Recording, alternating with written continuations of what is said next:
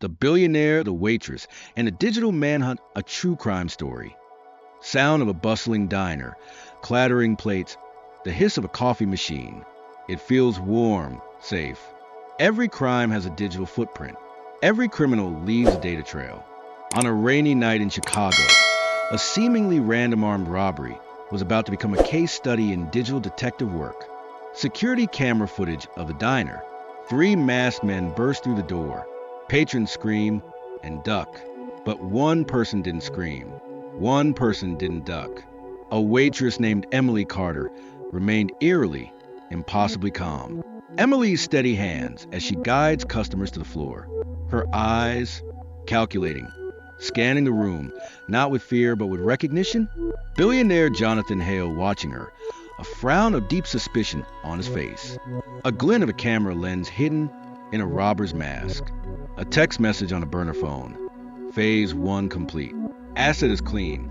Sound of a gunshot, then a deafening silence. Billionaire Jonathan Hale didn't just see bravery that night. He saw an anomaly, a pattern that didn't fit. And using the vast, invisible power of his technology, he was about to uncover a conspiracy that went far beyond a simple robbery. This is a story of how one man's curiosity triggered a digital manhunt that exposed a crime no one saw coming. The anomaly. In City Lights Diner, night. Rain streaks down the windows of the City Lights Diner.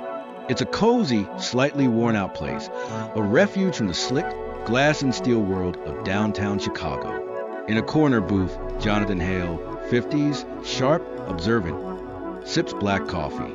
He's dressed down, trying to blend in. He isn't just a billionaire. He's a founder of Hailstorm Security, a world leader in predictive AI and threat detection. For him, this is a busman's holiday. Jonathan Hale's mind didn't work like other people's. He saw the world in patterns, probabilities, and data streams.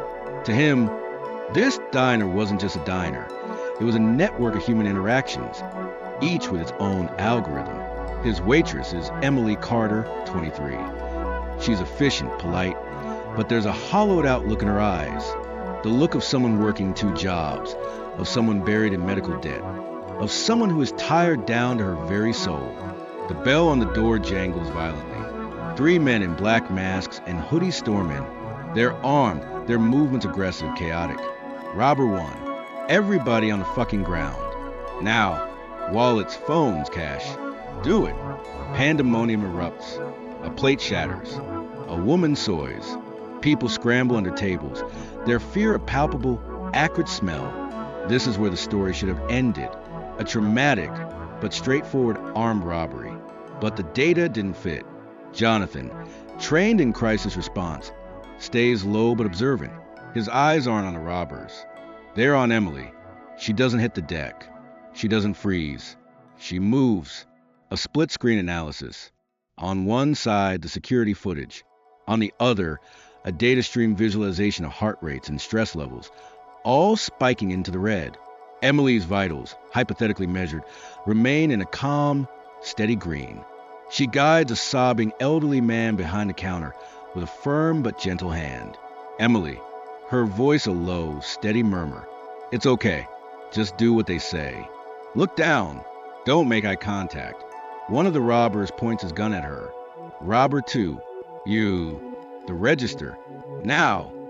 She moves to the cash register. Her hands don't shake. Her breathing is even. She doesn't fumble. She enters the code with deliberate precision. To everyone else, it looked like incredible courage. To Jonathan Hale, it looked like rehearsal. It was too perfect, too efficient. The human stress response was completely absent. His tech CEO mind, always parsing data, flags it as an anomaly, a statistical outlier. As the robbers bag the cash, Jonathan notices something else. One of them, the leader, isn't looking at the money. He's looking at Emily. It's a fleeting glance, a tiny nod, almost imperceptible. Then another detail, a tiny, almost invisible red light on the collar of the leader's jacket. A camera. They're not just here to rob. They're here to record. The robbers flee into the night.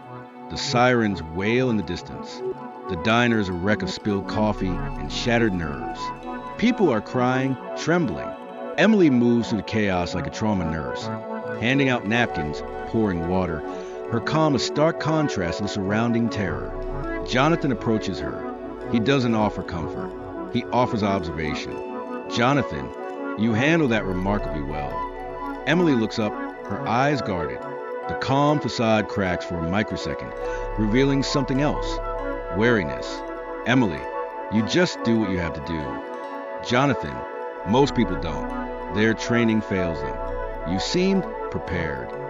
She holds his gaze for a beat too long before looking away, busying herself with a broken mug. "Emily, I guess I got lucky." Jonathan knows luck has nothing to do with it, as the police take statements. He gives a vague description, but his mind is already elsewhere. He's already hunting. The digital hunt. In Hailstorm Security HQ night, Jonathan doesn't go home. He goes to his office, a command center that looks like something from a sci-fi movie. Walls of screens display global data flows. Jonathan Hale had a tool no police department did. Aegis, a real-time data integration and predictive analysis AI. It could cross-reference millions of data points in seconds, and he was about to point it at a diner in Chicago. He calls up the diner's security footage. He isolates Emily's face during the robbery. Aegis runs it through a sentiment analysis algorithm. The result flashes on screen. Stress levels, negligible. Congruency with stated scenario, low. Jonathan, Aegis cross-reference. City Lights diner employees. Emily Carter. Data floods the screens. Employment records, social media profiles sparse. Financials dire. Medical debt for her mother's cancer treatment. The picture is of a person under immense, crushing pressure. The puzzle deepened. A person under this much stress should have broken. Why didn't she? He focuses on the robbers. He freezes the frame on the leader's mask. There's a smudge of something on it. Yellow paint. Aegis enhances the image, runs it through a material database. Match. Industrial epoxy resin. Grade B. Common in shipyards, warehouse construction. Another clue. He isolates the reflection in the diner's chrome napkin dispenser. Aegis cleans it up, revealing a partial license plate. Partial plate. 3A4. Aegis cross-references it with vehicles spotted by traffic cameras in a 10-block radius within a 10-minute window. A hit. A white van. The software tracks its path across the city before it disappears into a blind spot. Jonathan leans back. This wasn't a random crime. It was planned. But why? The take was small. A few $100s. Then he remembers the glint of the camera. The leader looking at Emily. Jonathan. Aegis. Analyze audio from the robbery. Filter background noise. Isolate all electronic frequencies. The AI works. A visual waveform appears on screen. Buried beneath the shouts and cries is a faint, steady pulse. A digital signal. Detected. Low power RF transmission. Frequency 418 MHz. Common use. Remote activation. Covert audio video streaming. They were live streaming the robbery. This was the break. The robbery wasn't the point. The performance was. But for whom? He has Aegis dive into the dark web, scanning for chatter, for mentions of the diner, of Hailstorm Security, of his own name. A hit, an encrypted message board, a post from 24 hours ago. Phantom Guild, asset evaluation tomorrow. Location, City Lights Diner. Target, civilian female. Client wants proof of composure under extreme duress. High value contract. Jonathan's blood runs cold. Asset evaluation. Proof of composure. It wasn't a robbery. It was a job interview. A brutal, terrifying test for Emily Carter. But for what? The unmasking. Jonathan doesn't go to the police. The digital trail is too fragile. Too easy for them to bungle. He goes to Emily. He finds her the next day at her second job, stocking shelves at a grocery store. She looks exhausted. Jonathan, they weren't there to rob the diner, Emily. They were there to test you. She freezes, a can of soup in her hand. The color drains from her face.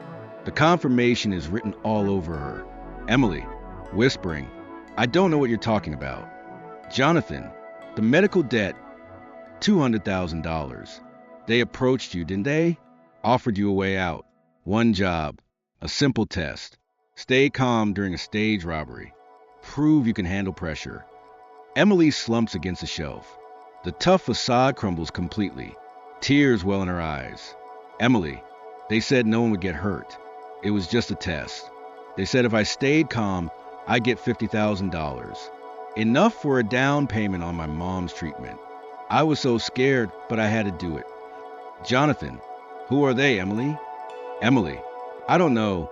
It was all online. Encrypted messages. They called themselves the Phantom Guild. They said the real job was logistics for a tech company. I needed the money. I'm so sorry. Emily wasn't a criminal mastermind. She was a desperate pawn. The real criminals were the ones who engineered this cruel test. And Jonathan knew, with chilling certainty, that the real job wasn't logistics. It was something far worse. A person with her composure could be a perfect courier for stolen data, a deep cover asset, or an unwitting mule for a cyber-physical attack. He takes her to Hailstorm HQ. He shows her the data, the paint smudge, the van, the dark web post. Jonathan, they filmed you. They wanted proof for their client. This client is the key. Using the partial plate, the paint analysis, and the RF frequency, Aegis creates a probabilistic model of the robbers' identities. It cross-references employees with access to industrial epoxy in a 50-mile radius with petty criminal records. 3 names pop up, low-level thugs for hire. Simultaneously, Aegis monitors the dark web forum. The Phantom Guild account is active.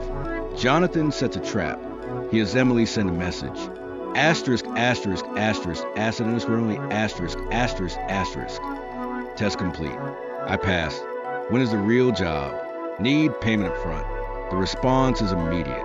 Asterisk, asterisk, asterisk, Phantom Guild 8 asterisk, asterisk. Patience. Client is impressed. Preparing phase 2. Stand by. Aegis immediately launches a cyber attack, tracing the VPN, hopping through servers across the globe, and finally pinning the location to a rented office in a nondescript tech park.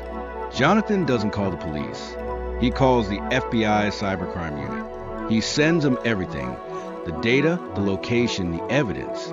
A SWAT team moves in. The Phantom Guild is, as suspected, a boutique executive search firm for the criminal underworld. Their client? A rival tech company trying to steal Hailstorm's AI research. They needed someone with impeccable nerves to physically breach Hailstorm's data vault and plant a hacking device. Emily was their perfect candidate. In City Lights Diner. 1 week later, Jonathan sits in the same booth. Emily brings him coffee. This time, her smile is genuine. The weight on her shoulders is gone. The FBI had intervened, and a victims' compensation fund was covering her mother's treatment. The lesson of this story isn't about technology. It's about human vulnerability. The darkest crimes of the future won't begin with a gunshot. They'll begin with a phishing email, a dark web post, or a cruel offer to someone in desperate circumstances. Technology exposes crime, but humanity prevented it. Jonathan Hale didn't just see data. He saw a person who needed help. Jonathan, how's your mom? Emily, better. Thank you for everything, for seeing what was really happening. Jonathan, the world is full of signals. Emily, most people just see the noise. The trick is to learn how to listen. He pays for his coffee, leaving a generous tip, not out of pity, but out of respect. Closing text on screen asterisk. The Phantom Guild operatives were arrested and charged with conspiracy, wire fraud, and coercion. The rival tech company faced billions in fines and ceased operations. Emily Carter completed a cybersecurity certification program funded by Hailstorm Security. She now works as a security analyst, using her calm under pressure to protect others. The most dangerous weapon is the one you never see coming. Stay vigilant. This is the Digital Detective. Digital Detective presents stories that educate, inspire critical thinking, and highlight the power of technology in uncovering truth. Always verify facts and report wrongdoing through official channels. Please like, share, and subscribe to our channel for more content like this. Thank you.